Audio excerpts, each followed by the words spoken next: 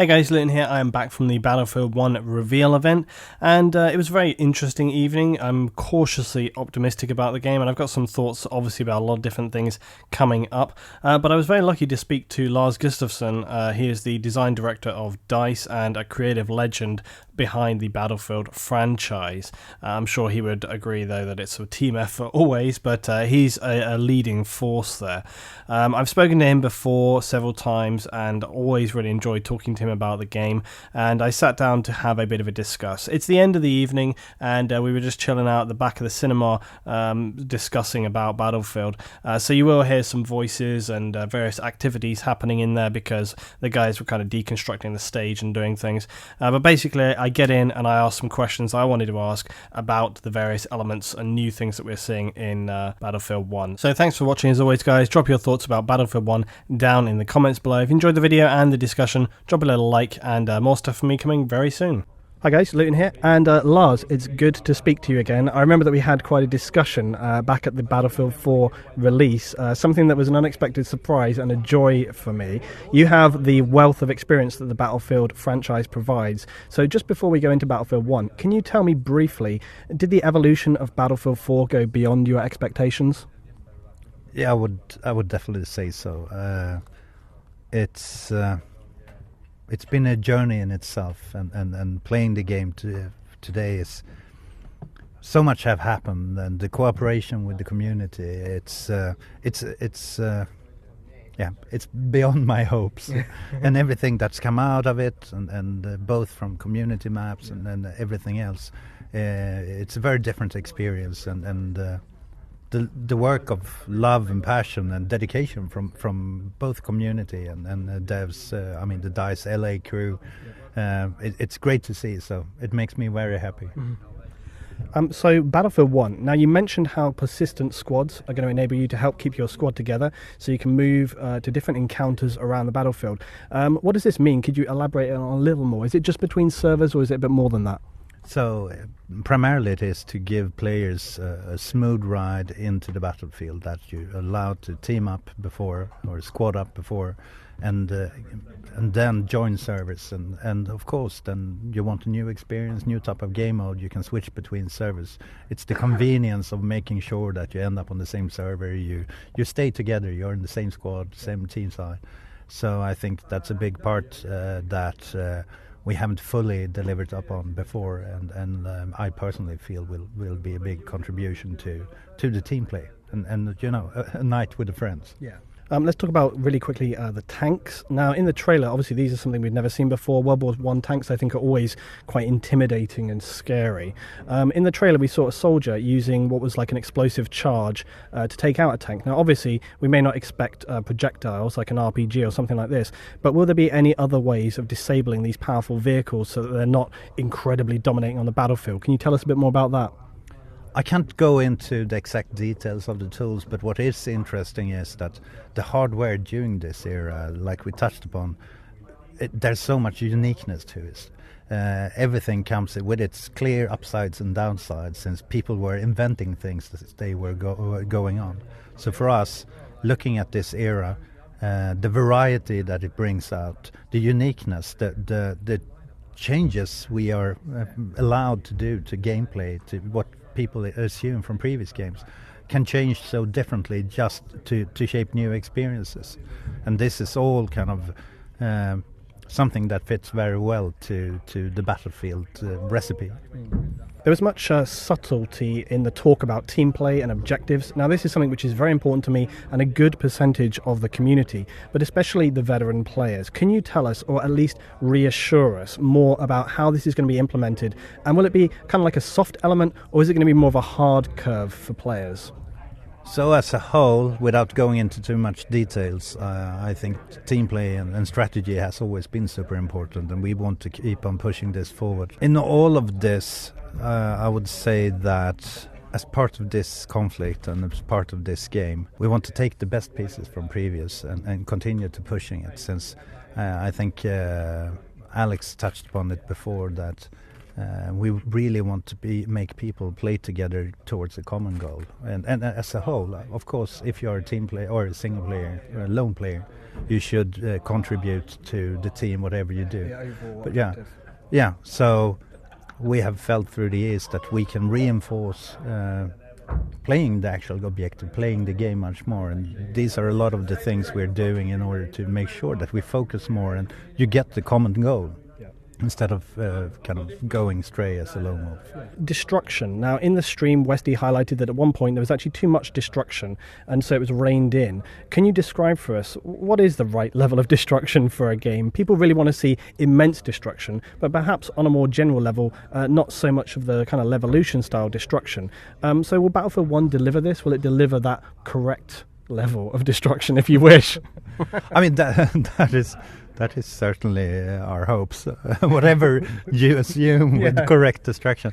No, but to step back, I mean, the dynamic world is extremely important for us in Battlefield 1. It's unique, really. Yeah, and we want to keep on pushing it. And it, just like the guys said, it is about striking a balance between... I think many times when we've been working with destruction, we've been catering for it very much from the before state, but we want to take it even further with the whole experience of destruction. So just, I mean, for me, it is really like the hand in the glove when you start expanding on the destruction and the dynamic battlefield within this era where it was such a big part of it. Yes, so. Yeah. I mean, to Vesti's point, we're still tweaking and tuning to striking the right balance, and we're going to talk much more about what the pieces are that goes into the dynamic battlefield. But it is super important for us, and it's great to get that type of feedback. I just want to talk a little bit about the aircraft, because this was quite a dominant part of the trailer. It looks amazing, but now in previous Battlefield games, the jets, for example, they could become the playground only for those who have spent time really refining those mechanics, so that really only a small percentage of players can have any chance to engage them. And I know that when I have spoken with Level Cap before, we've talked about how that was actually quite a negative thing in Battlefield 4. Was this something that you were aware of with the endless circling that could occur in those battles? It wasn't really as dynamic as maybe you'd wish. Have you changed that to open it up? And, you know, is there perhaps any element of the way in which they shoot one another? Because obviously these are canvas vehicles. Are they affected by bullets in that way rather than just taking rounds and just carrying on? So as a whole, I think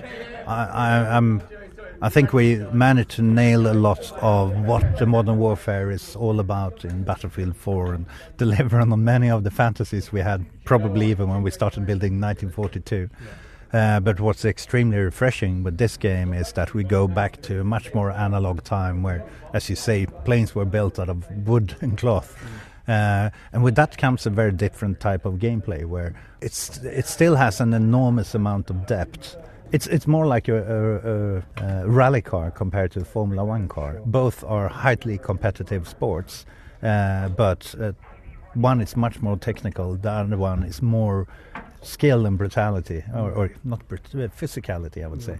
So that's the distinction I would do. So with that comes a much more dynamic gameplay, and I think that's providing that variety, and as like the guys talked about, also the different types of planes also broadens kind of the gameplay experience, where from one player to a crew and a bomber is a dynamic we haven't seen in Battlefield for a long time.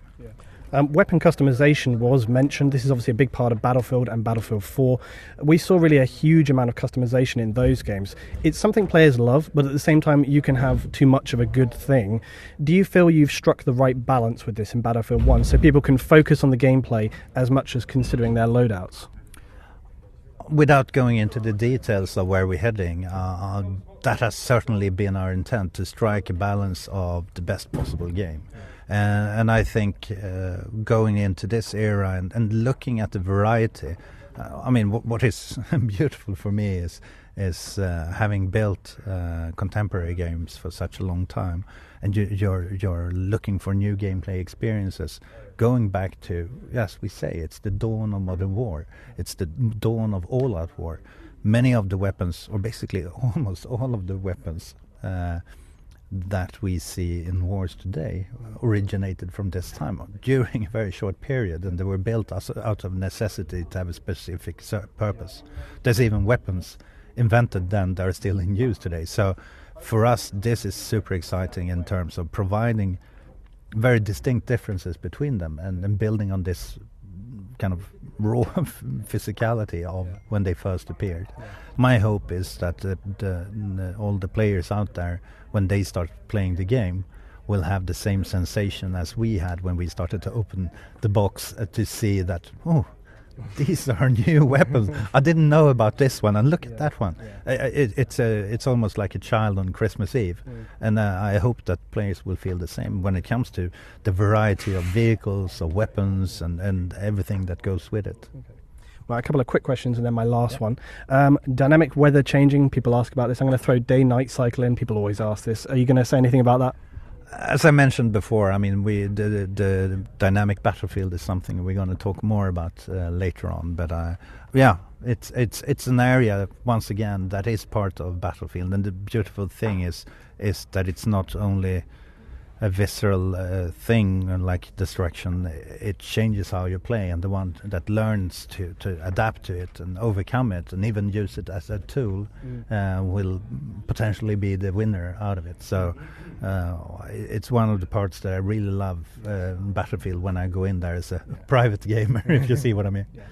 Battleships and Zeppelins, we saw them there. A couple of people sent me on Twitter already. On rails or controllable?